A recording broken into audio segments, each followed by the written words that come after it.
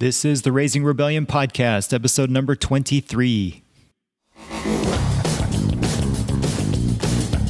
Welcome to the Raising Rebellion Parenting Podcast, where we will explore how to help kids seek purpose and passion, challenge society's expectations, and avoid a standardized life. Now here's your host, Paul H.K.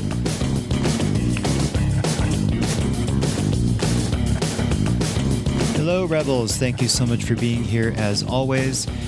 If you've ever wanted to find out more about what a gap year is, then this is the episode for you. Today, my guest is Ethan Knight. He is the founder of the American Gap Association, an organization that accredits gap year programs across the United States. He has some great insight, having worked with kids and educators for many, many years now, and has seen the overwhelmingly positive effects gap years have had on people and how they all circle back around to helping people find their purpose and passion in leading a meaningful and fulfilled life. He's certainly passionate about what he does. I don't think there will be any question on that once you hear him talk about his work. I really enjoyed talking with him. There's tons of useful information here for us to take away and to learn from. I think you're really going to enjoy this episode. So without further ado, here's my interview with Ethan. Today I'm chatting with entrepreneur, speaker, traveler, and the executive director and founder of the American Gap Association, Ethan Knight. Ethan, thank you so much for being here on the show today. Yeah, thanks for giving me the opportunity to talk about something I care greatly for. I love it. Can't wait to dig in. Okay, I always like to start by me asking to learn a little bit about my guest's background and upbringing. So could you tell me a little bit about your childhood growing up and a brief summary of your journey to where you are today? Happily. Yeah, it's a good question. Well, so I grew up in a hamlet out of, rural Portland. Not true at all. Actually, I grew up in inner city Portland, Oregon, the West Coast Portland. To parents, my father was a dentist. His whole world, if you think about it, fits within, the size of your mouth.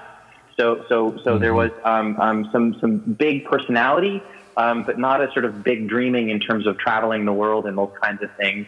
And my mom, Karen, she was a social worker by trade. So I actually went to, there's a really cool private school in Portland called Catlin Gable. There's a few that are sort of, that small, very community-centric kind of idea. Mm-hmm. And I was what's called a lifer. So I went from kindergarten all the way through high school to this private school. And to this day, it's actually one of my regrets was that I never had the opportunity to really attend sort of the proverbial sort of, I'm doing the Richard Nixon air quote thing, public school thing. I feel like that would have been a good experience to grow from. But the schooling actually was a really great place to be for me, in part because I was I came into this world for some reason with some low level depression sort of is always there. My parents were going through a divorce at the age of 12. They weren't 12. Thankfully, that would be awkward. I was 12. And so, that sort of added to the chaos of my life at the time. And then at the same time, I think I was also really coming to grasp with my sexuality, which is never an easy thing to do. I call myself gay, and in high school in particular, when you're dealing with identity, you're dealing with purpose, you're dealing with sort of friends and peers, it was a tough time to be sort of going through all those things. And so one of the things that happened in my schooling was that I got to play sports, so I got really into team sports. I found some academic success. I was a B+ student. I won't say that I put in tons of extra hours to get to that B+ or cross over the threshold into some A's. Though they were always on the horizon. It was like, well, I put in the work. I'm good with B+. The occasional A-. I was that kid. Even though it was a good school, we still had all of the typical workbooks and those kinds of fun things too. So anyway, yeah, I was sort of going through high school. My parents got a divorce, and then what happened was, and sort of my whole path really kind of took an about face when I started, having the college conversations, and with all of my friends and peers, they were standing back, and it was like, I'm going to go to this school, I'm going to go to that school. Being from Portland, of course, U of O, go Ducks was a big thing. And then there was the private school sort of polls were to Stanford and to Harvard, and to, make those applications to the Ivy Leagues. And all I knew was I didn't want to go East Coast, because I saw the East Coast folks, it seemed like they had their heads down and they were running from point A to point B. And I was like, I don't want to run through life with my head down. And then I looked at the Hawaiians, on the other side of the coast, and, it's like shoulders back, literally like that sort of, shuffle of a walk. And it's like, these guys have it figured out. And so I knew I wanted to go West Coast for college. I did look at Montana, a couple other places. But as we were going through the college conversations, we had this great speaker come in, Cornelius Bull, who he founded the Center for Interim Programs, he's sort of widely considered the grandfather of the gap year in the U.S. And he gave this earth-shattering talk to me, where, it was an all-school assembly, and a private school had the cojones to actually send someone in front of the entire school to say, college isn't your only option, which for me was jaw-dropping. And I remember him distinctly. And Cornelius was a fantastic speaker. I mean, he was so engaging. And I remember two distinct things that from that talk. One was he gave me permission to call a language dead. He called the French language dead, and I was like, no, you didn't. You didn't just say that. It's like language. I'm like, that's a good thing. It's a bad thing, but sort of, I hadn't had a great sort of French teacher, at any point in my schooling, so I was happy to call dead and lead into Spanish. And so that was the first thing. The other thing that he sort of talked about was this notion of the gap year, and in particular, he planted an idea in my head that I just, honestly, I just never even conceived of it, the possibility that one could do anything other than follow the path on to college. And he was, amongst all of the things that he suggested one can do, he was like, what if I told you could go to Turkey? Not now. This was a while ago. Go to Turkey and work to rebuild a Christian monastery. And I was like, wow. Because I've always considered myself a pretty reflective, spiritual. I tend towards Buddhist thinking a fair bit of the time. And I remember when he said that, my world just cracked open. One of the things that I like to reference through the course of my career is this sort of Mother Teresa talked about destitution of spirit and destitution of means. And I was definitely, for the most part, a fairly well taken care of youngster, had this destitution of spirit, really, where it's just, I didn't even know I had this destitution, because it's really about lifting your head up and looking out at the world and understanding, both how insignificant and within that how powerful one can be. And when he said you could go to Turkey and influence, people's lives for the better, have a sort of an avenue to work in some sort of spiritual capacity, and then be in another country, I was all over it. And yet I lacked the courage to do differently. Actually, the way that I say it is I followed the herd. I did what all of my friends did, and I went to college and had a first-year experience on college that I'll say it left a lot to be desired. But I think just in terms of the big picture, sort of, how you asked how I grew up, and how I grew up was fairly well taken care of, with a lot of sort of academic push, a lot of do well in school, but also with a fair degree of sort of life has to have some sort of purpose, some sort of meaning. My mom brought that in with a social worker perspective. So I saw her doing good in the world, and I've always had this strong sort of compelling need to be of service to something bigger than myself. That's changed over the course of years where that's specifically fallen. But I do put a lot of where I'm at right now to a very sort of supportive academic environment in my school, a good group of peers and community, and good parenting. It's amazing how much, the older I get, the more I understand about education and the roles that families have in it, the more I recognize how important a parent's role can be in the overall success of raising a young person. It's a lot of energy to raise someone to do well in the world. It's not something that you can just conveyor belt them through. Much to the chagrin of what I see in a lot of schooling systems these days, Yeah, no, totally. I totally agree with you. That's a big portion of what this podcast, what I try to explore here is, in order to help our kids find more of that meaning and more of that purpose, we can't just put them on that conveyor belt and just send them through the system of school, job, career, and then expect everything to be okay in the end, kind of cross your fingers. One thing that I've noticed time and time again with a lot of people that I've been interviewing is that a lot of people who have gone through some sort of difficulty or challenge early in life, that seems to have been a catalyst to help create this drive within somebody to seek that out and to find that. And more times than not, it's not exclusive, but more times than not, that's where people do a lot of inner work, look inside, and rather than just going with the flow and looking at what everybody else is doing outside, and that then sort of propels them to find what's important to them. And, that seems to be your case as well, right? You did a lot of work on the inside early on and did some exploring, and something caught your attention, which was, it sounds like, Mr. Bowl in that speech. And it kind of opened your eyes to some other possibilities, right? Yeah. Can you tell me what was it about in that first year of college where you said that, it left a lot of opportunity, right? Left you unfulfilled. Yeah. What was it about that first year in college?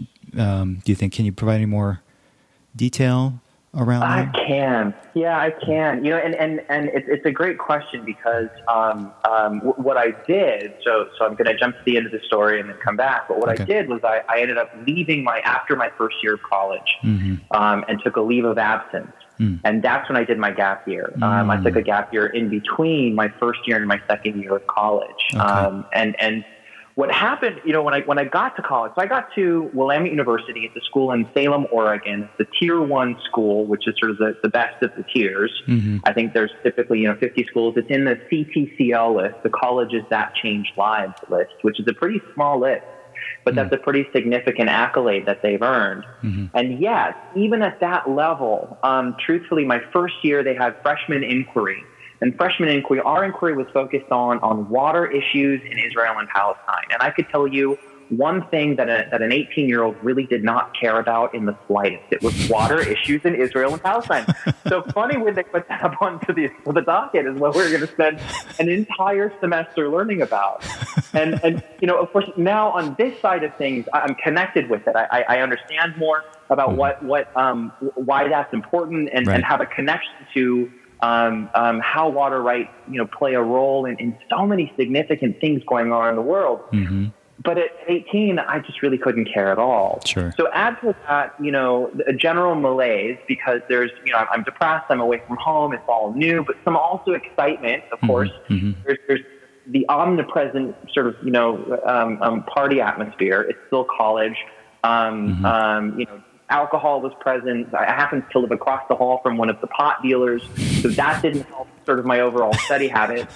But I do have to say, it's worth noting that that's legal in Oregon now. But I do have to say that my first year in college, I had great ambitions for being curious, getting engaged, being alive, based on the subject material that teachers were offering. And I have to say it was half the school and it was half me for why that didn't work, why that didn't land well. That's not to say I didn't make good grades, but in all reality, I spent literally a half an hour a week studying, and I was able to get B pluses and A minuses. And that's not because I'm the smartest guy in any classroom. I can pretty much guarantee in any classroom I'm not going to be the smartest guy, but I am going to be someone who I've learned over the course of my life how to get curious and shift myself from park into drive on just about any subject. I've figured that piece out. The other part that was sort of wholly disappointing on the college's side, I said it was half me and half college. On the college side, gosh, I tell you, I had good schooling. I tested out of a couple classes. I think I tested out of a chemistry class. I think I tested out of a Spanish class. I think I tested out of one math class. And in every single case, the professors advised me, Ethan, I know you passed out, but everything's sequential, and you're really going to struggle if you don't. Just follow and do the sequential pieces. And I was like, all right, well, you're the professors. You know what you're doing. I'll defer to your better knowledge. And unfortunately, I not only did I not really have to study because I did step back, I was just bored. I mean, I was bored to the dickens. Not because there wasn't sort of good possibilities to learn, but the classes were all very introductory. So it was like, okay, we have to make sure that every first year student on this campus knows how to write a 5-paragraph essay. So guess if you already knew how to do that, you still had to go through the entire learning curve of how to do it because we have to establish a baseline. And so in a slightly related piece, I was contacted it must have been like 6 months ago from a New York Times reporter who was exploring the possibility of doing an article because he had a professor friend, and his professor friend had reported to him that every 10 years, that professor had felt like the classes that were coming in were retarded 1 year sort of the 4 back. So 40 years ago, we were good. 30 years ago, it was like, okay, well, we got to we have to start at 1 now. We can't start at 0.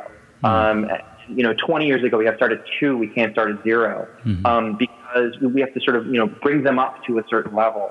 And I fell into that sort of, that chasm, that pit of being pushed onto the conveyor belt. And I tell you one thing it didn't do was turn me on. It didn't get me curious or lit up in any way, shape, or form.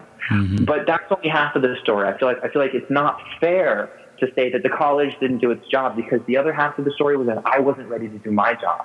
If you had asked me, I tell you, one of the favorite things I like to do in front of a group of students when I get this opportunity is ask the students how many students are going to college, and a good number of hands go up. And if I ask the follow-up question, why are you going to college?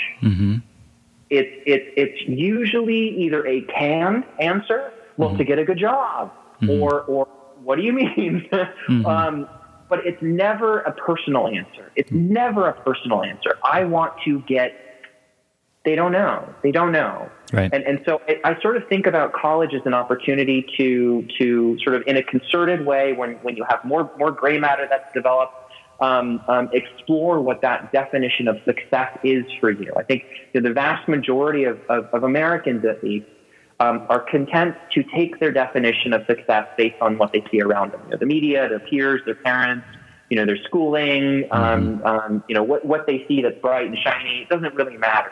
Right. But the point is, they very rarely take the time to ask, what does success look like for themselves? Because the way that I like to talk about it is how could you ever be successful living someone else's definition of success? Right. Sort of, I think that's a tautology. It cannot be so. So taking the time to explore that was my half of the story. And so when I took a leave of absence to go take my gap year, the beautiful piece of it was I my first year I had a college roommate, and we drank a bit. We got into a fraternity. I studied 30 minutes a week. And all the while, of course, this is college. So I'm thinking like, okay, at some point, I think in every college student's life, they break down the amount it costs per minute of classroom instruction. And it was not, it wasn't quite $1. I think at that point it was like 30 cents a minute of classroom instruction. I'm thinking, I am wasting so much money just like ghosting through this. This is the craziest thing I could be doing with not only my time, but also, what money I have available for college. And I was not a full ride sort of, kiddo on the college side, or because my parents saved it. And I certainly walked out with my share of debt. But I just thought there's got to be a better way to do this. And so it was at that point that I lifted my head up and I just sort of started surveilling, like, what else is out there that would make me feel more alive? What else is out there that sort of, when it comes to, coming to grasp with my sexuality, coming to grasp with depression, of course, divorced parents, all whatever, traumas we all carry through our lives, because we all have some trauma, whatever that is. Right. What is it that's going to get me, more engaged in my own life? And it was like, okay, that's it. I need to look at something completely different. I need to define what success looks for me because what I'm finding out there and what I'm seeing, everything that I see available to try on, it's not going to look good on me. Not internally, not externally. It's just not going to look good on me. And so yeah, I think you're absolutely right when you make the assertion that it's usually through some sort of, darker period that clarity comes. I don't know how you could, you really have to test yourself in the world. That's a large part of what experiential learning is testing yourself in the actual world. So that how could you possibly contend that you have the basis to judge what success looks like if all you've known is, a suburban bubble that you've never sort of really pushed boundaries of? Right. I totally agree. So well said. I also wonder a lot about, is it because kids just aren't even presented with that perspective? It's certainly not going to be in schools where they're going to teach you look inward to really figure out what you want to do, right? They're just bombarded by everything going on around them, right? Social media and advertising and friends and peers and family. And I don't know if, we're mature enough at that age, especially if if the topic is even brought up, to really do that kind of deep thinking, turn the phone off, sit in silence, meditate, in order to kind of try and find whatever that is for yourself. I just don't think that it exists. We pack our kids with schedules back to back to back with this and that, trying to build their resume so that it looks good when they're applying to high schools and college. It's crazy. It's crazy. And the one thing that we're missing, I think, or one of the things we're missing, is we're not having them do that introspective work. I think that's a huge piece. And I totally agree. And I think that, that can come naturally if there's grist for the mill. If you're presented with something that forces you to chew on it. So for instance, one thing that we know about the human brain is learning doesn't happen by osmosis, much to the chagrin of fifth grade Ethan, who decided I was going to put a biology book under my pillow and sleep it off. I hope I was going to get it. I figured it wasn't going to work, and I was confirmed, but I figured it was worth a shot. But learning doesn't happen that way. Learning happens because we chew on the thing. We pull it apart, we put it back together, we try and fit it into our own categories. It doesn't quite fit, so we chew it up and we'll put it back together in our own way. That's how humankind has existed ever since our inception. That's how evolution sort of works. It's the struggle from point A to point B that provides learning, that then is how you develop into the better, next sort of capable, more version of yourself. And I just can't understate that enough. The other thing, or overstate that enough, the other thing is a lot of that, though, I think also comes down to those individual relationships. I think if you talk about school as a system, not only are sort of 80% of the kiddos out there who hear the word school just starting to drool and their eyes gloss over, and it's like, okay, we need to have another conversation. That's not it. The school isn't the answer. Frankly, I think in many cases, it's when you find that gem of a teacher. And I think for most of us, hopefully we can count, one or two teachers who were just influential. You just sort of, you light up. They turn something that could have been boring into something that was, enraged with fire because you were so active with it. Right. They took it and made it interesting. And that's the hard part, I think, that a school does oftentimes is frankly, it boxes in the good teachers so that they're not able to shine because they either have too much to do or too much structure that they have to sort of, fit within, and standardized testing is a big part of that. Yep. But I also think we haven't done a great job incentivizing great teachers. In other parts of Scandinavian countries, for instance, teaching is as competitive to get into as being a doctor or a physician. So if you imagine how that changes the overall perspective of what those people are there to do. It's a radical difference. And I think so much of it really does come down to, what is it that's going to get that individual student to turn on? And it's not the same answer for everybody. It really isn't. Why is it that we only do, individual lesson plans or learning plans for students who struggle? Every student approaches information differently. What a shift would it be if we said, okay, come 8th grade, every single student is going to go through a barrage of tests to understand how they learn, to understand what are their strengths, what are their weaknesses, and then it's just information. It's just information. Great. I know that I learn better in an auditory fashion. So you're going to write it up on the board. That's fine. But I really need to be listening. So I need to be in a place where sort of sound is different. I think most people don't know how they actually learn best, which I think it's the weirdest thing in this day and age that we know as much as we do about how humans learn, and we're still stuck in a paradigm that's a carryover from Persia. It's about sort of indoctrinating them to society. And I mean, the other part of it true is I don't think schooling actually even does a good job indoctrinating people into society, showing them how they can be active participants in political change and in their own fulfillment, in their own sort of welfare. Imagine, I think of sort of oftentimes like the gang system or the explosion of gangs. We've got a fairly decent sized problem with gang violence in the Portland area, and a lot of that I think is a gang member doesn't see a future in the system for them, so they choose a path that's outside of the system. Right.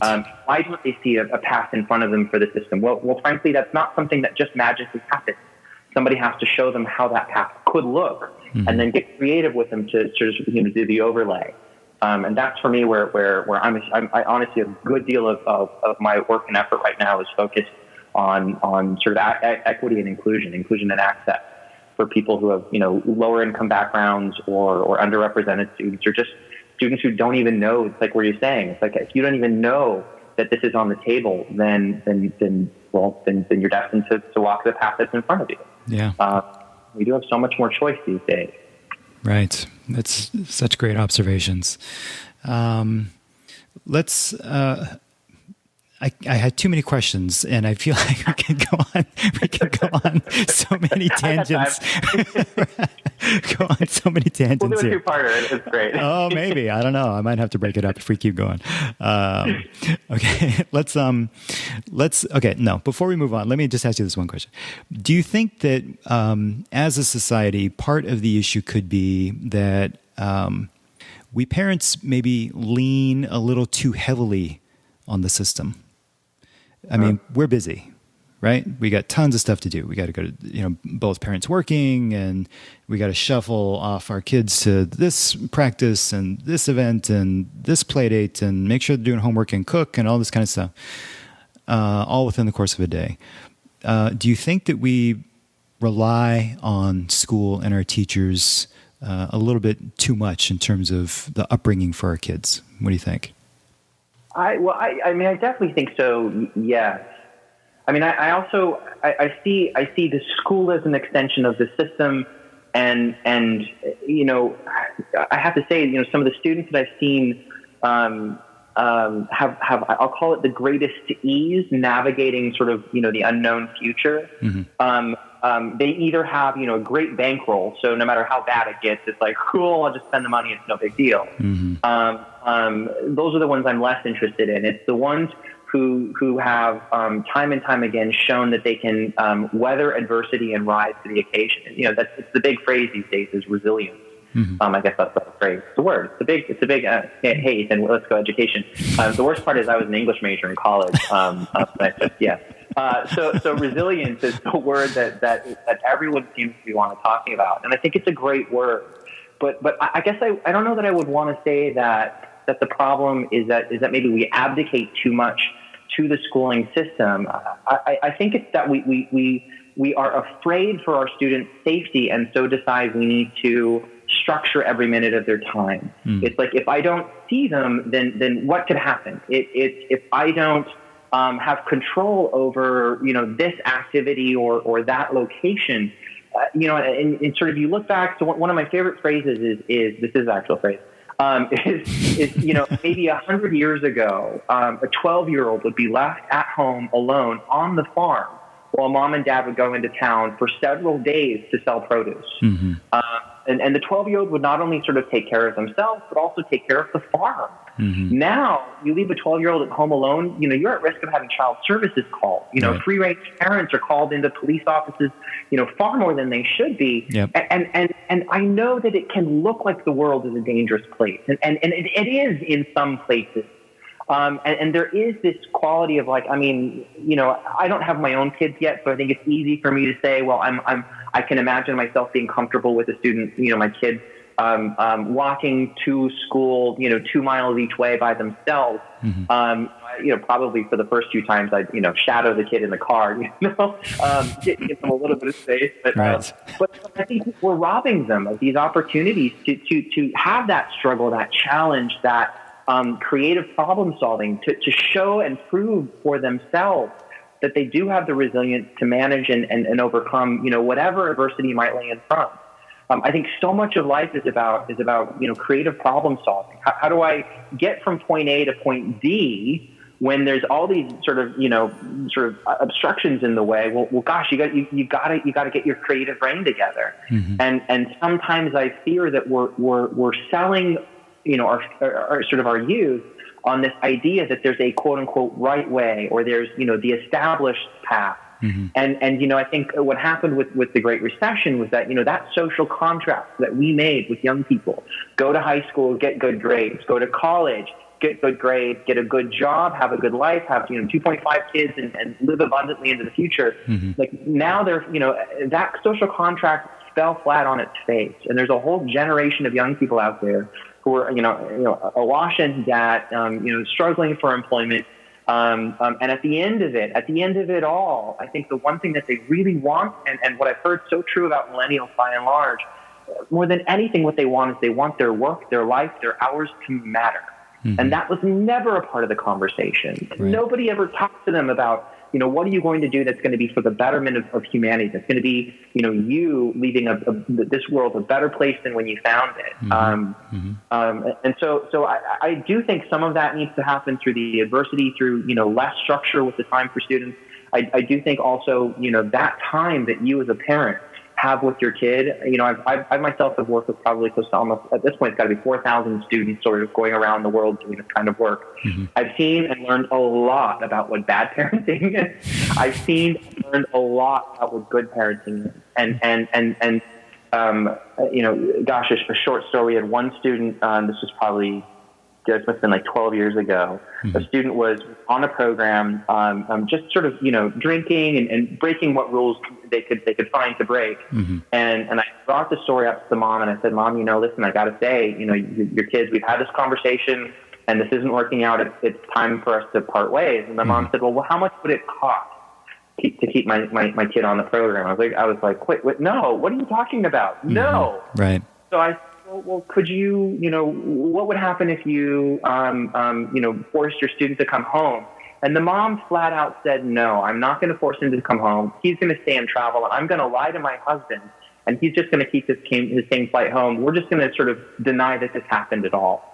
And the takeaway there was like, well, no wonder the kid was having problems, because, the mom was, her level of integrity and sort of what this kid had been modeled was not great. Yeah. But the point of the story is for better or for worse, we as parents have an opportunity and I think an obligation to influence our kids. And part of that just takes time. It's not a matter of sort of, the right curricula and the right structure. It's sort of one step back from osmosis. The analogy that I like to use is you take a brick of iron, and that brick of iron can be made magnetic, but it's going to take running a magnet over it 1,000 times. And that's kind of what parenting is, So I think it's really important that we not abdicate the time that we have with our students, with our kids, because that's really where the learning comes from. Again, like, parents are so influential. And it's time, and it's not always just treasure. It's really, it is. It takes that time to get it right. Right. Great points. All great points and great observations. Okay, let's start to move into gap years, and let's start, if we could, with your gap year. You decided after your first year of college that you wanted to go and explore, see what was out there. Tell me about your gap year. How did you come up with your plan of where to go? And maybe share a couple of stories of things that may have happened to you along the way that you think may have shaped your thinking going forward after that. Yeah, absolutely. The cliche part of the story is that before I left, I was doing half an hour of homework and getting B pluses and A minuses. When I got back, I was, taking notes from class that would have just been regurgitated on a paper or a test later. And I would literally take those notes and go into this really cool building on most campuses called a library. They have books. You could go and explore further. Like literally the cliche part is that I came back from my gap year and I was curious in a way. I had a vested interest in learning that because I could see how it was relevant. And one of the things I'm a keen fan of saying is that in my experience of humanity, nothing is real until it's relevant. So much of what we're doing in education is just making it relevant to students.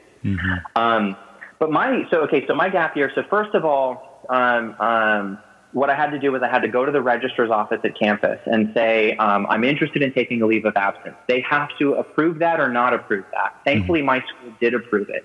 And that was a fairly low effort thing to do. In most schools, getting a leave of absence is pretty straightforward. You can get them for sort of medical reasons, or you can just take some time off. And I didn't even take the medical piece. I just said, I'm just going to go and I'm going to go take a gap year. And they were totally supportive of it. Even it was many, many years ago. Willamette was very supportive of the study abroad piece too.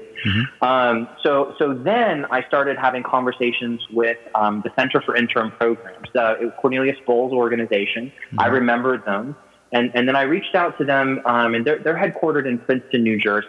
So I reached out to them and got in touch with, I want to say it was Cornelius Bull himself at that point. And he said, funny you should ask, my son, Sam Bull, is starting Interim West. So he's going to work with you to sort of craft what a gap year could look like. And so I had the good fortune of meeting with Sam. Sam was driving up from, at the time he was living in Colorado, and Interim West subsequently turned into Leap Now. And so I worked with Sam and Leap Now to scaffold out what ended up being 7 months of travel and exploration. And it was everything from, I didn't even know at that time in my life that you could go to India, what a visa was. Like if you had asked me, how do you get a visa to go to India, I probably would have said, you mean like MasterCard? Or I would have been like, wait, what do you mean? I have to send off my passport? How does that work? I was told there's one thing, one sacrosanct rule: never let go of your passport. You're trying to send me I didn't understand it. So a lot of it was just frankly demystifying. How do you do this? You can go to India and come back. So not obvious or not surprisingly, the conversation initially started with, you want to go to, I'd like to go to Turkey and do that Christian monastery thing. And Sam goes, well, are you particularly pulled to Christianity? And I was like, well, no, it's just sort of, it's been around me, so I'm kind of familiar with it, but not that familiar. He's like, well, what is it about it? I was like, well, I love the idea of doing something with my hands, and I love the idea of getting sort of immersed in spirituality. And over the course of maybe a month or two, Sam and I were able to lay out what was initially started in Turkey, and then eventually the shape of the gap year turned into landing in Nepal, traveling throughout India, stopover in Thailand, stopover in Tibet, all the while sort of volunteering along the way. And so a lot of it was just like, so who do you buy your plane ticket with? Well, there's this cool organization called the Student Travel Association. They'll get you student airfares. Cool. What about vaccinations? Oh, there's this thing called Japanese encephalitis. Yeah, definitely get that one. And like thing called, typhoid, definitely. And I was like, wow, I didn't know all these things, So really it was sort of providing a roadmap. And so to this day, there's probably about 15 or 20 gap year consultants, counselors who do this work. And they charge, back then I think, what my mom paid him was around $1,000, something like that. Fees these days, they range from, $500 up to $2,600 or $2,700 for a range of suites, like services. And in this case, what I did was he set me up to land in Nepal. And so here I am. At this point, I'm 19, flying over to India. And I tell you, I'm so nervous. I'm sweating. I've been reading all these books about spirituality and meditation, and I have this vision that I'm going to go land in Nepal in Kathmandu. I have a good hotel name that I'm supposed to go to, the Kathmandu Guest House. All of the tourists know sort of the safe. I'm doing the Richard Nixon air quote thing again. The safe place to land and you go in Kathmandu. And I get there and I land at the airport, and it's just chaos. I mean, bedlam. Like who let all these people out, and why do they care about me? Well, of course, I figured that out real quickly. But I followed the guy who had the Kathmandu Guest House sign, and I go into his taxi, and I put my bag there, And I'm feeling pretty good. It's like, okay, this first part's going really well. And so we start driving through Kathmandu. And I've never been out of the country before. Mm-hmm. And you know, many travelers are like, wait, he went to Nepal for his first place? Yes, I did. It probably wasn't the wisest thing, but hey, I was looking for an adventure. I wanted to be tested. And so he takes me to his, this is going to sound so classic to anyone who's traveled in that part of the world. He takes me to his cousin brother's guest house. Cousin brother? What is that? What's a cousin brother? I don't know. Apparently everybody has a cousin brother there. And it was not the Kathmandu guest house. He just knew the right sign to hold up. Right. He had his own Kathmandu guest house sign. Right. So anyway, I go in and I'm like, I'm going to flow. You know, have a little faith in the world. So I did. And you know, he's like, it's going to be $20 a night. I was like, oh, that's a screaming good deal. Like Motel 6 back home is like 60. So I, you know, like 2 nights I get in, I'm paying, you know, $20 a night. Finally ask someone else who's staying, how much are you paying? $3. And so I wow. go to the store and I'm like, give me a discount, you know, come on. And he's like, okay, I got you. I was like, okay, give me my budget. He's like, no, I got you fair and square, but I'll give you the fair price now. You know, you just go with the flow. Like, what are you going to do? You can't fight, like, you know, I mean, a scam that's worked, you know, hundreds of times before. Right. Probably. I wasn't going to make a deal of it. It wasn't sort of the end of the world. Right. But I do remember landing in Kathmandu and having this sort of, you know, aha moment. There's burning trash, poverty everywhere. I land, get into the hotel room. It's, you know, dirty, it's messy. And my first thought is, when the hell is the next flight home? And I wrestled with that all night long. Mm-hmm. And then the next morning, I'm sitting around sort of table having, you know, chai, some tea. And there's an Australian traveler there, and she was awesome. She took me under her wings and showed me, you know, how to walk through navigate Kathmandu, how to deal with, you know, beggars who come up at you and sort of all you want to do is give them money, but that's not really what they actually need. If you do that, you're actually doing them a disservice. Mm-hmm. She educated me to, you know, how, you know, the complexities of some of the cultural pieces. And from that point forward, I have to admit, I had brought 6 months of my antidepressant meds. I threw them out, all out, because at that point in my life, I was very keen to say that I don't want to cope through life. You know, the antidepressants, at least in that era, were really bad. They sort of, you know, everything felt like it was a fog, and I just felt like I wasn't really present. Mm-hmm. And I threw them out, and I said, if I'm going to succeed at this thing, it's not going to be coping. I will not cope through life. Mm-hmm. And from that point forward, began sort of the next 7 months of this blossoming of Ethan. Mm. I mean, my mom sort of, you know, talked about, you know, the arc of my storytelling in emails. It started off very sort of, you know, light and superficial, but then quickly got to these like profound places. And that stayed with me ever since. Something got turned on in those months that has never turned off. And I'm so grateful for it. But so some of the things that I did in those 7 months, I volunteered in a soup kitchen for a month in Tamil Nadu. I lived in a thatched hut during monsoon season. I wouldn't recommend that.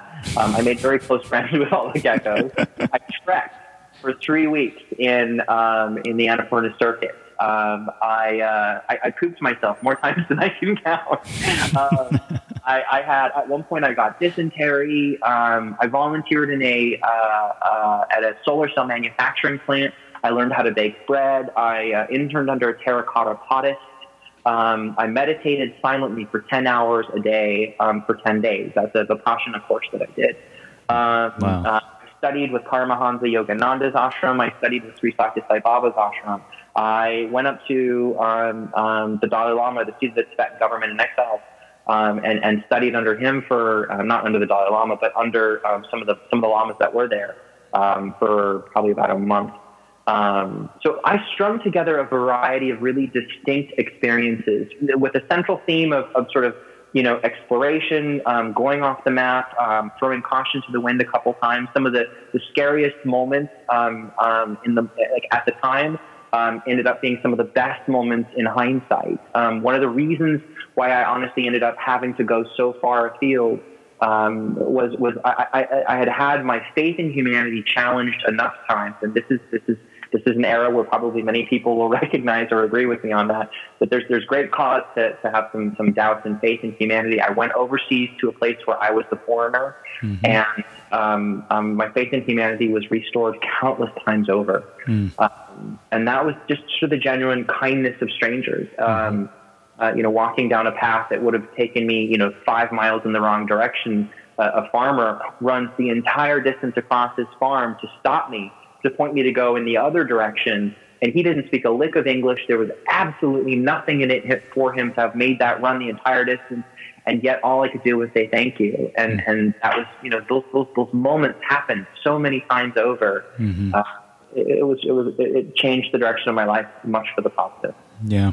It sounds like that one moment of the Australian traveler had a lot to do with it. You found a teacher, outside of the classroom that kind of took you under her wing and showed you a couple things, and you were off and running after that. Yeah. Yeah, I think that's exactly right. I mean, I think those catalyst people. If you're open to them, because I think they abound more than sort of we give them credit. But if you're open to them, those opportunities really can shift the direction of one's life. And it did me. Yes, that woman, I have sort of held her in my heart many, many times. Because honestly, had I not had that, I'm sure I would have gotten on a plane and flown home, and my life would be in a radically different place now had I done that. Right. Catalyst people. Love that term. That's fantastic. Okay. So let's jump forward a little bit. I know that a lot of things took place between your college experience after you graduated to the point of where you came to found the American Gap Association. I do want to ask you about Leap Now and Carpe Mundi. Would you want to talk briefly about those? Those came in between American Gap Association. Is that correct? Did I get the timeline? Absolutely. Of that right? Okay. Yeah. So just sort of to give it concisely, after I graduated, so I ended up going back to school after my gap year, same school, did a study abroad to Tanzania. Through the School for International Training. It turns out 70% of gap year students go on to do a study abroad in college. It's not surprising to me. Right. And then graduated with a major in English and philosophy and a minor in environmental sciences and Spanish. And immediately went to work for Leap Now. And I was a bachelor's degree who had nothing, no real skills to offer the world except the ability to write and speak good. And so, I really didn't have much to offer in many ways. And so I interned with them at Leap Now. At this point, they had moved to California. Interned with them for about 6 months, and then I started leading groups in the field. And so I would lead groups of 12 to 15 students throughout Guatemala, Costa Rica, and Honduras, or India. And I did that for 2 years, and that just changed my perspective. Like being a field leader for these students, it's both thankless and the most incredible reflection on yourself and the world. Like you will not sort of, it's long been my contention that no human could pack more learning into such a concerted period of time than when one's leading one of these programs. And so after I did that for a little while, I worked my way up to the assistant directorship at the organization. And Sam Bold, in his wisdom, reached out and he said, "Ethan, what's up with you? It looks like you're not really as engaged as you once were." Had been at this point 7 years that I had been at Leap Now. And so I took a leave of absence from there. I took my little sister down to Costa Rica. I did the wilderness EMT course in Yosemite. I consulted a little bit for some leadership trainings. And then at that point, I offered to buy out part of the programs that Leap Now ran. And those turned into Carpe Diem. And so I run Carpe Diem for probably 5 years. I brought that up to Portland, moved to Portland with Carpe Diem. And one of the things that I've go ahead. Oh, no, I'm sorry to interrupt you. So Carpe Diem then was basically gap year programs that people could sign up for. Okay, gotcha. Yeah. So Carpe Diem, it was, it's sort of traveling group programs for young people as a gap year program. But one of the things that had occurred to me, throughout all of my tenure in traveling, throughout all of my tenure in college, throughout all of my tenure in at Leap Now, was I'm tired of this being the province of the well-to-do. It costs money to do this stuff, and yet the benefits are so universal. To watch a student sort of eyes get big, then put together, two disparate thoughts and find the momentum within themselves. I mean, that's exactly what any educator ever wants. And I saw it happening so consistently. I was like, screw this. This has to be more available. So that's when what I did was I built a relationship with the local university here, Portland State University, largely to offer college credit, but more so to offer access to federal financial aid, to FAFSA dollars to be able to use on a gap year. And then we took that same idea and rolled it into its own nonprofit to work exclusively with low-income, first-generation, Pell-eligible, students from the Portland area. And so now, through Carpe Mundi, that's when Carpe Mundi came into being. I think we've worked with something like 50 students, maybe 60 students so far. But this year's cohort alone is already 20, and so next year it's probably going to be closer to 40. And they have these experiences. And the idea for the Carpe Mundi program, we're actually having conversations with an organization in Denver and another one with an organization in Boston to try and mimic the model. But what it does is it takes a student from a low-income background, it puts them into a sort of a high mentorship component the fall semester at that local university to get some of the academic stuff taken care of and to observe, are they well prepared to do this next step? Then in January, they do concerted classroom time to focus in on getting them ready for travel. Many of them have never been on an airplane before. Many of them have family issues that are sort of, constraining. There might be a visa or sort of a regulatory hurdle to get through. And then they go join a group overseas and do a 3-month volunteer service program with a little bit of adventure and a lot of self-growth. And they come back and do an internship when they get home, because inevitably one of the things that we found was if your community is unfamiliar with sort of, the pros, the cons, the trials, the tribulations of travel, they come home and they just don't understand. And so the learning sort of stops and sort of it's too easy to say, well, that was a good experience, rather than to use that experience as something to leverage forward. And so that internship time was really critical to expanding their community in a really strong cohort. So that's the Leap Now, Carpe Diem, Carpe Mundi progression. And it was out of that really, AGA came into being. In many ways with Meet for AGA, I likened it to the Occupy Wall Street movement. Who could disagree with Bernie Sanders' message? Who could disagree with the Occupy Wall Street movement of we are the 99%? It's ridiculous. So much wealth is consolidated, such a small sliver. And it's something has to change. But because the Occupy movement didn't have a central messaging, that, the Occupy movement was everybody's message is valid. So it just really didn't get much momentum to go anywhere or shift the needle. It's all right, we got to plant a flag in the ground if we're going to get anywhere with this. And so it was largely out of that the AGA came into being. And there's, I can talk about sort of the 4 pillars of what we do and, how we define a gap year and all that kind of stuff, but I don't want to get ahead of myself. Okay. No, that's a great transition. Tell me a little bit more about specifically what the AGA does. Sure. Yeah. So the AGA, I break its work into 4 main pillars of sort of work. I hate doing that. So one of the funny things about the experiential education world is I feel like I do this, and I'm sure many others do it, is that we oftentimes talk about how great an experiential experience is. It's redundant. But it is, I don't know, it's a noun and a verb. So AGA came into being.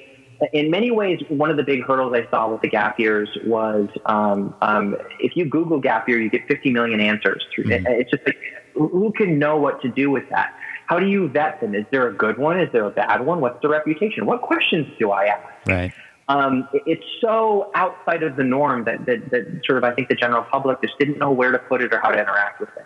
And so it seemed like we needed to come up with some standards so that sort of we could vet organizations and have a quality stamp. So mom and dad could feel comfortable sending their kid with an organization to the developing world, where everything feels like it's out of control and literally your kid is halfway around the world. Your ability to influence things is exactly nothing. Right. you better have someone who knows what they're doing. So, Right. so we actually applied and have the Standards Development Organization title that's given by the Department of Justice for the standards of gap years. So nobody else can do that, which is kind of cool. It's like a 65-page document that's around 150 standards long, focusing on everything from, partnerships to developing country issues to service learning ethics to philosophy and sort of integrity, to independent placement, because increasingly that's showing up. So standards is a big part of it. Another big part of what I knew we needed to do in order to grow the movement was we had to have some robust research going on. I mean, if we're going to talk about how good a gap year is, we can't just sort of say it's good, isn't it? Believe me, it's not going to go very well. Right. Trust me, big league, right? I was talking it over with actually one of Senator Wyden's education policy advisors, and she was talking about how one of the upsides of the Great Recession is that sort of these kinds of things used to get funded on the merits of that's a good idea, and now everything has to be sort of quantified. You have to be able to demonstrate that it's going to do something. And I think that sort of was an upside under this new administration that doesn't seem to be falling into lockstep as much as one would expect. But that's a whole other topic. That's right. And so research was a big piece. And so just last year, we actually released the 2015 National Alumni Survey results that was done in conjunction with Temple University and the Institute for Survey Research. It was put together by the phenomenal researcher Nina Ho. She's a PhD out of Penn State, and she killed it. We have such great data. We talk about GPA improvement, time to graduation improvement, and all of these things. But we have finally enough that we can hang a shingle on and say it's actually good. Here's the data to prove it. So standards and certification is one, then research. The next one for me that's really probably the most important in so many ways is that equity piece, the parity piece, making strong efforts to cultivate scholarships, provide avenues for organizations to better support students with a different ability, whether that's being sort of partially blind or having a hearing challenge, or if it's a behavioral issue. So that parity piece, it's like I really wanted this to be available to as many people as possible. And so, frankly, it's one of my sort of, if you've ever heard that term, big, hairy, audacious goal. It's one of my big, hairy, audacious goals that a gap year should be a standard path for every graduating high school senior. And one of its benefits will be not only, does it make sense to go to college? Do you need a college degree in order to have a path that you're going to be happy with? But it's also, a sense of if you do go to college, let's make those years really count. I mean, we used to fill 4 years with really good information. And now it feels like a lot of times, the average college student's really only getting 2.5, maybe 3 years of actual instruction out of a 4-year degree. And it's just like, really? That's what we're paying money for? Yeah. I mean, I'm sure professors would be super happy if they could get more motivated students who had a little bit more oomph behind them, especially at the first 2 or even 3 years. Sure. And then the last bucket that we work within, it's really just resources. It's further demystifying the experience. How do you what is a gap year? What's a good way to do a gap year? What can it cost? Who does this?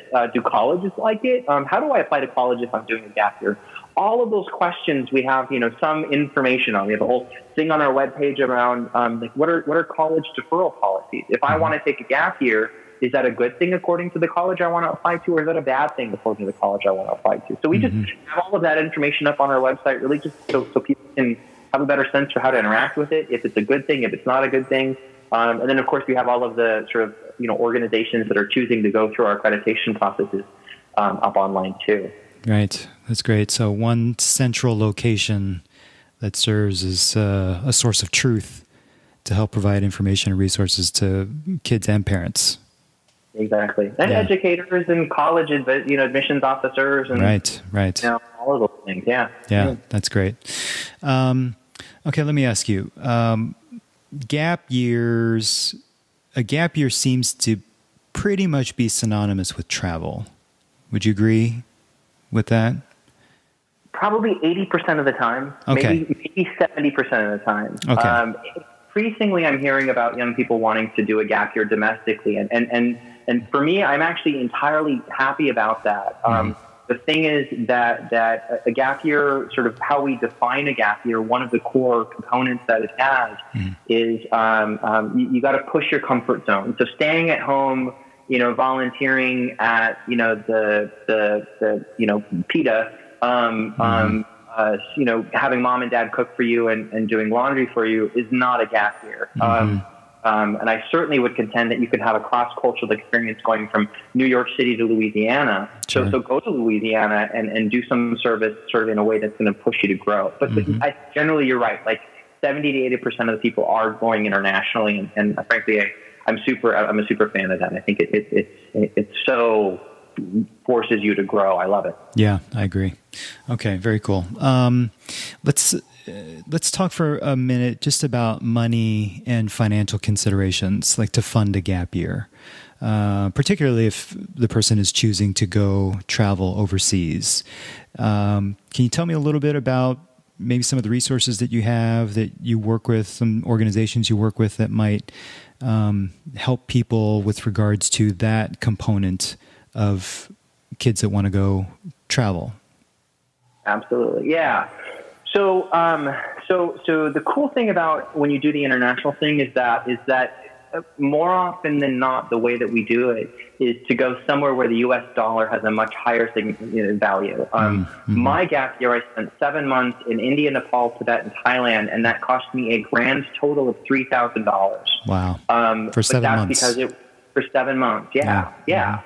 And I made my pennies count. I stayed in some places that I probably would never take a picture of and show any parent or anyone that cared about me.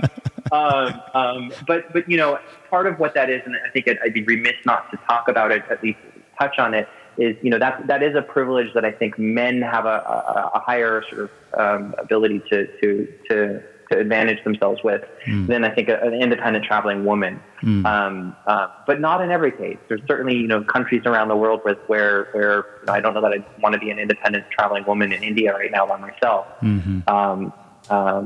But as you're thinking about sort of like ways to do this, you can go with a program. And one of the things that sort of like to pull off an AGA accredited program, to go for 3 months is going to be anywhere from, probably, I don't know, as little as $2,000, as much as, $15,000. You could do a full year with that. And there's so many variations on what that includes.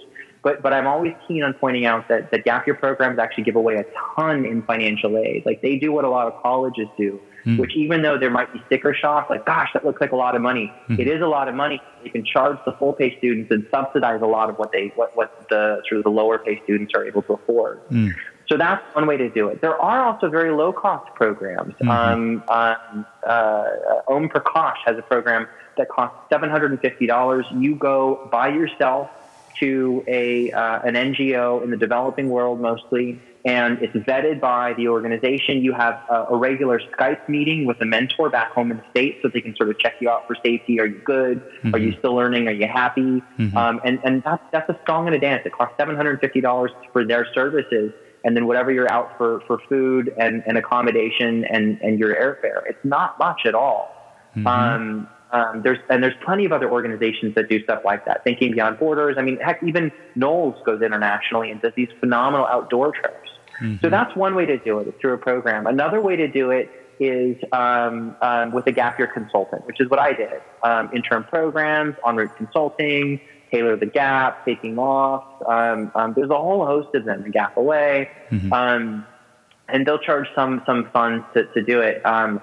In those cases, again, though, there are scholarships out there. We have a pretty hefty financial aid webpage. And some of the ones that I like to point out right now, Hosteling International is giving away something like 80 $2,000 scholarships to be used for your gap year. Sort of the application process is pretty light.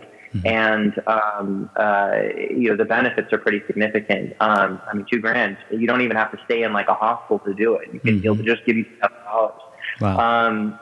Other schools, Florida State University, University of North Carolina, Chapel Hill, they're now starting to give you money. In Chapel Hill's case, $7,500 per student. In Florida State University's case, $5,000 per student to go do a gap year. Apply to the school, apply to take a gap year, and they'll give you money to go do it. Other schools like Warren Wilson in North Carolina, they do this really cool thing where they have a leadership award that gap year students are eligible for that would cover, I think it's $4,000 a year, because they just recognize that gap year students are a bigger, more profoundly positive impact on the campus than someone who hasn't. So they want to recruit those students to campus. And then the last way to do it is independently. I hear a lot of students who take a gap year and they, leverage family connections.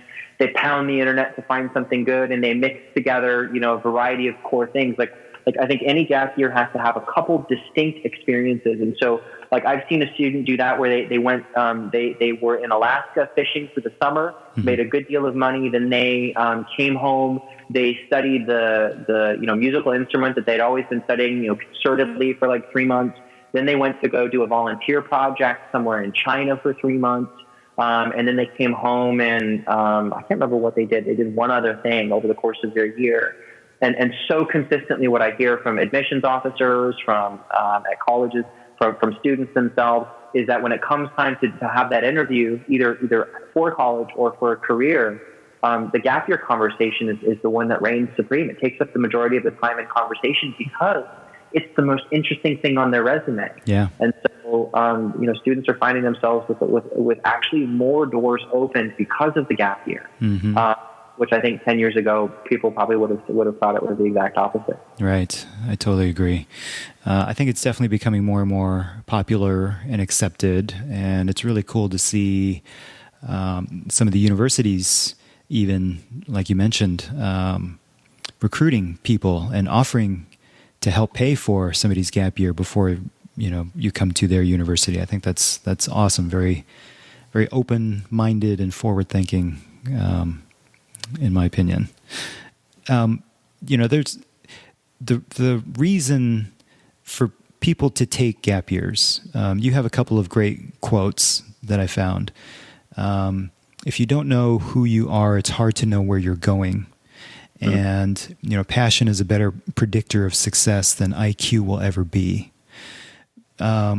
Lately, I feel like, when I say lately, I say, maybe past couple years even, there's been a lot of talk and emphasis about finding your passion, right? Do you think that there's been too much emphasis placed on that? Maybe it's just talked about a little bit too much? Let me give you a quick example. I was always telling that to my daughter. And at one point she said, I think she started to feel pressure from it. And my intent was, I just want you to keep your eyes open. And all of a sudden she felt like she had to find it, and she saw a couple of her friends that found stuff that they love to do and they're so into it, So I had to backtrack a little bit. What do you think about the process of somebody finding their passion and taking that gap year in order to help provide that perspective and to perhaps be on the road to finding that for themselves? Yeah, that's a great question, Paul. Thank you for asking it. And I think you phrased it very well. I do think it's become cliche. It's become a point of pressure. And I think it's not because sort of we have the word wrong. I think, although I have been playing with the word purpose slightly, to fit that into their maybe vocation occasionally. But I think where we fall short is we just say, okay, go find your passion, but we don't do anything to give the preamble to that, to give any sort of how do I find my passion? What does it feel like to be on fire? The way, so you can, that is a favorite quote of mine. Passion is a better predictor of success than IQ will ever be. Probably an even more favorite quote of mine is one by Howard Thurman. Don't ask what you should do. Ask what makes you come alive, because what the world truly needs is people who have come alive. And what I love about it is it's about coming alive. Passion is really about coming alive in that way. And so I'm a huge fan of passion. I think the other thing that I think is also really critical that we can't ignore is that passion isn't found in a vacuum. So one of my favorite things to do is to hold up my cell phone. So if you're listening in the audience and you have your phone to your ear, I'd be shocked if you did. turn it on speakerphone, hold your phone up and look at it and glare at it, because we all kind of probably want to glare at our phones more than we actually do. And the thing about the phone is that we have more information in the palm of our hand than the sum total of humanity's history. So the question then becomes, do we need information? No, we have more information than we could possibly think to do it. What we really need is experience to be able to know what to do with the information. And again, I think that's where it comes back to being, in relationship to it. One of the things that I love about a good gap year is I can talk to you about how important the environment is. I can talk to you about sort of how, white male privilege is sort of, how important it is to understand that. But I'm just not going to understand. I'm not going to see it until someone is there in front of me and we're having a conversation about it, and I can see it. I don't know. It's one of mankind's greatest shortcomings, as far as I can tell, is that mankind can only dream as big as we've seen. So we have to be shown it to some degree. It goes in line with that. So there's no such thing as really original thought, and I can't sort of disagree with that. But I think that's a big part of what it is we need to expose students to opportunities to both see what an engaged and passionate person looks like. We need to give them the freedom and the space to find it. And one other thing that I think can't be forgotten is that those who find their sort of their passion, whatever it is, their purpose, their vocation in the material sciences, in the hard sciences, I've for years looked at them with great jealousy and was like, how come you guys have it so easy? You know exactly what you want to do. Yeah. Your major's all chosen for you. Everything, like being an engineer, you just look like you're on fire about being an engineer. And I didn't have that experience. And something about it is within the social sciences that it takes us longer to find sort of, where our particular genius lines up with society's needs, that Venn diagram. And I think it's exactly that thing. We have to also give ourselves time and flexibility to make the mistakes, because it's really in both mistakes. It's in those sort of stepping on toes and, hitting our shins against, posts or whatever it might be. That we really learn what that looks like. It's not going to happen. That passionate connection isn't going to happen in a vacuum. It's going to happen when you push the kid out of the nest and the kid starts flying. Right. And they're like, yeah, this is it. This is it. Right.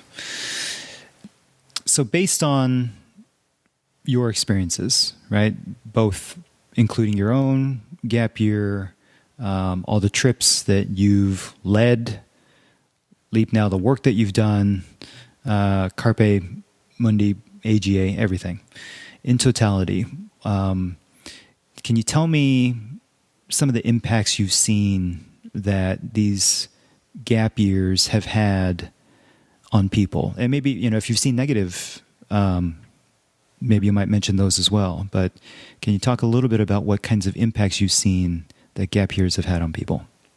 Yeah, absolutely.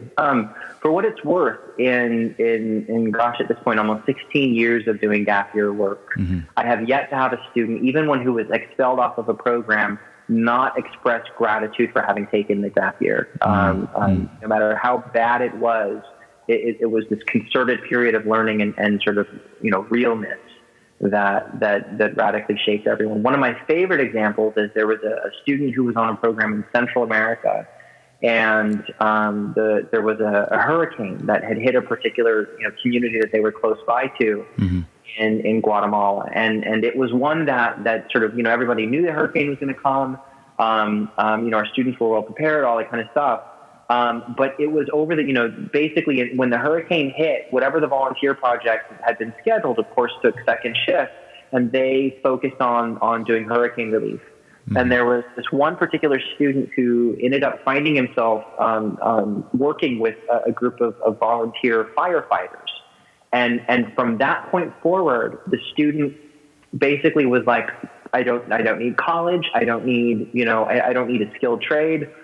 I am called to firefighting. I had no idea I was called to firefighting, but this group, what I'm experiencing right now, this is my jam. This is what it's all about. And so the student finished the program and came home and dropped college and enrolled in firefighting school and is still a successful firefighter and loving life. That's awesome. I had another student who was in India.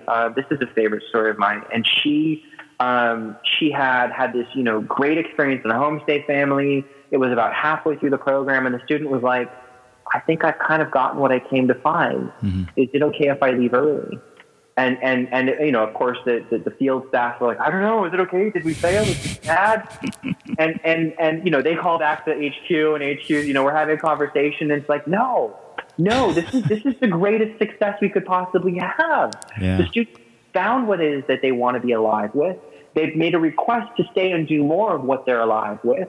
I'd call that a win. And so, subsequently, the student went on to do Peace Corps, be an intern at Grameen Bank in India. That was very, had some good prestige.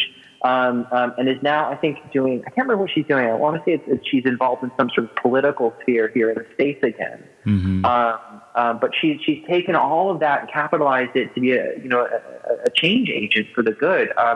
Those are the kinds of stories that really get me up. I mean, they get me the most excited to do this work. It's all about finding what that thing is that lights you up. I mean, part of me wonders if we are cresting a time in society where sort of there's enough of us that surely there's going to be some people who love accounting. I would die doing accounting, but surely there's some people who love accounting.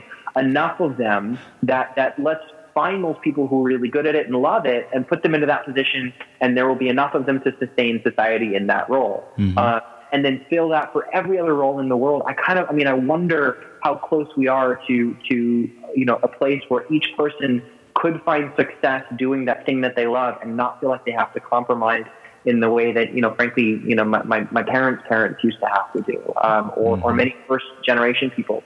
Whatever it is, I gotta work. I gotta, grind it out in order to sort of provide for my family so they have opportunities. Right. I think with the advent of the internet, you could literally crochet neckties your entire life and not make a great living. But I mean, on Etsy, that could be your thing, Yeah. I've thought about that same question. How incredible would that be, where everybody is actually doing the thing that they love doing? And society functioning as such. I don't know. I don't know if it would ever get there, but maybe that's a little too utopian of a thought. I have no idea, but I think it would be pretty incredible. There's some countries that are approximating it better than we are, but it's an interesting. I'd be curious. Yeah, 10 years, 2 years. I don't know. Right, definitely. Okay, I'm going to start to try and wrap it up. I mean, easily I could go another couple hours talking to you about stuff. It's been such a great conversation. And, interestingly, you've kind of answered a lot of questions that I had for you along the way, which is pretty cool too. But what goals do you have, short-term, long-term, that you might be working on in terms of furthering your work with students and educators and, your gap year work? Yeah. Honestly, my biggest goal would be to have a first semester experience for every high school graduate that was a gap year, where it's focused in the experiential realm. I think we don't do enough of that certainly as an educational society, but sort of humanity in general doesn't sort of leverage experiential learning as well as we ought to. Yep. And the biggest piece about that is gaining access to federal financial aid dollars. Unfortunately, especially if you go overseas, if you go domestically, it doesn't really matter where you are. But if you're going to have an instructor there, sort of the risk management infrastructure, all of those things in such a litigious society that we have to be there. And so the cost per program day, it's not cheap, and it necessarily needs to be that way just because that's what it takes. Yeah. So I'd love to leverage that into sort of more popular society. But I think one of the biggest things holding experiential learning back is that we don't have a universal way to talk about it. So let's say I have my gap year. How do I distill that in a resume? Let's say I get college credit for my gap year. Can I put that onto a transcript? How will you understand the learning that I got from that transcript if it was, if I was planting trees? But definitely there was learning. So one of the biggest things that I'm really excited to see happening, the Lumina Foundation in partnership with the American Association of College Registrars and Admissions Officers. As usual in higher ed, there's an atrocious acronym there, ACRO. It's almost as bad as there's a great organization. They're great, but they have a horrible acronym called NACAC, and they have a Western Association, WACAC, a Southern Association, STACAC. I'm just waiting for like a Central American version. It's gonna be like CRACAC.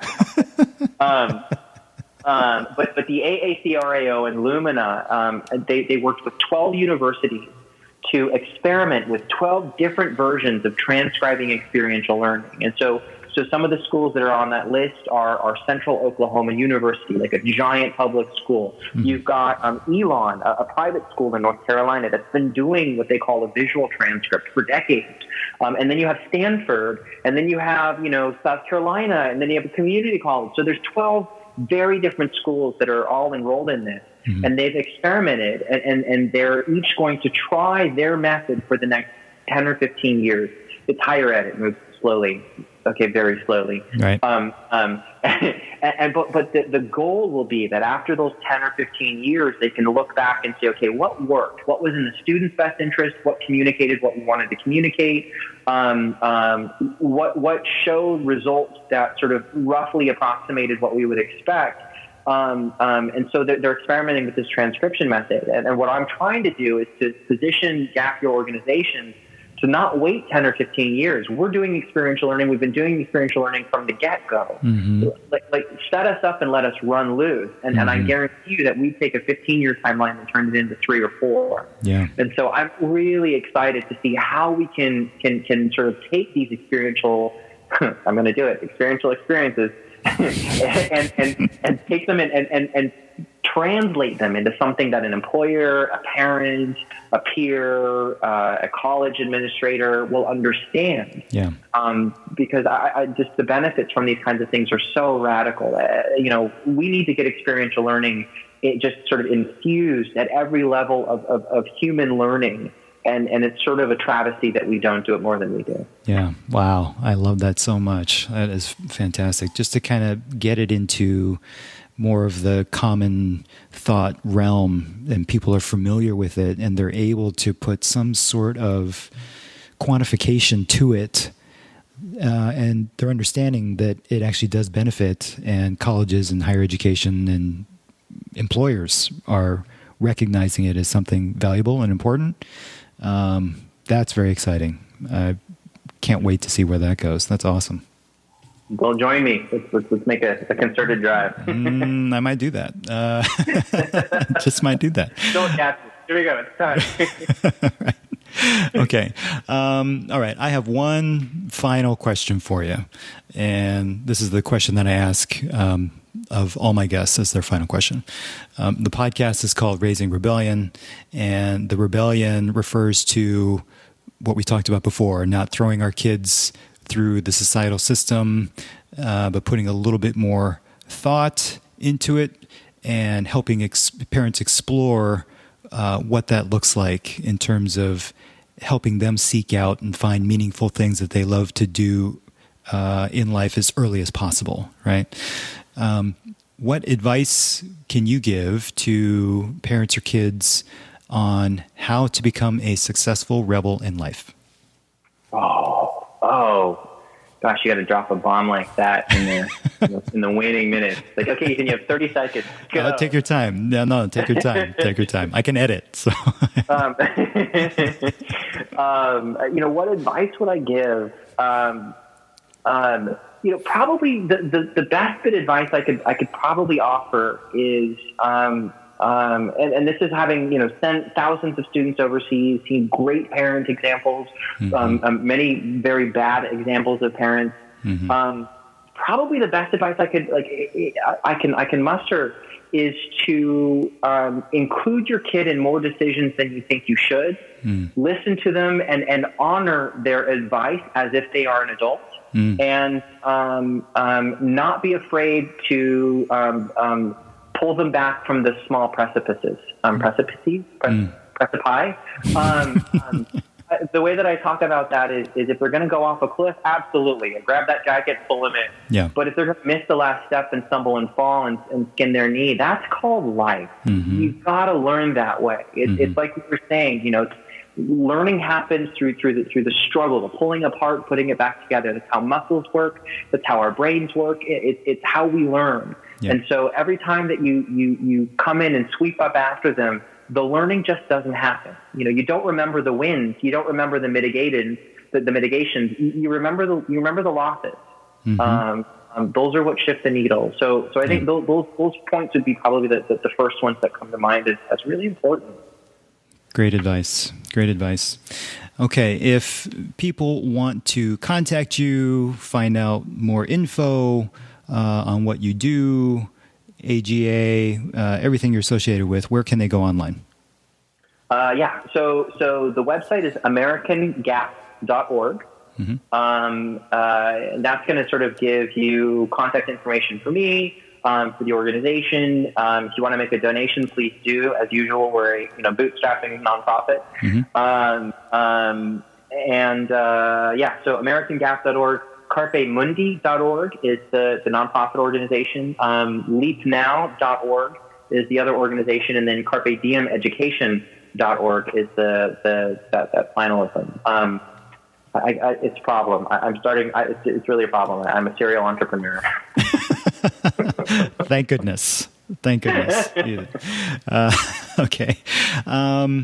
He is Ethan Knight. He's a world traveler and the executive director and founder of the American Gap Association.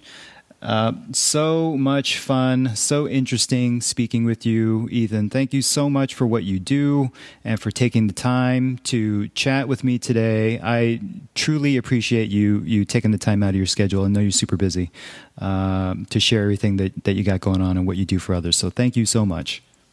Awesome. And Paul, thanks to you as well. I appreciate the conversations that you're having. I think it's through these kinds of dialogues that we're going to watch ourselves turn the tide for something better. I don't know what that better looks like yet, but it can't start without these. These are really helpful. Thanks for the time. Oh, absolutely. It's my pleasure.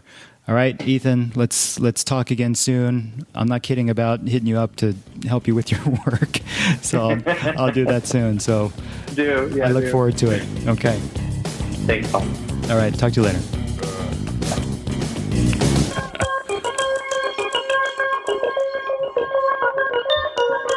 By sharing these stories, my hope is that it provides you with information and perhaps some motivation to help you with your family's journey to raise your kids to take ownership in their future and to be courageous in living the lives that they want to live. The show notes for today's episode are over at raisingrebellion.com. And if you're enjoying the show, I'd of course appreciate it if you help spread the word or left a review over at iTunes to help others find the show as well. Very grateful as always for you being here. And until next time, go Rebs.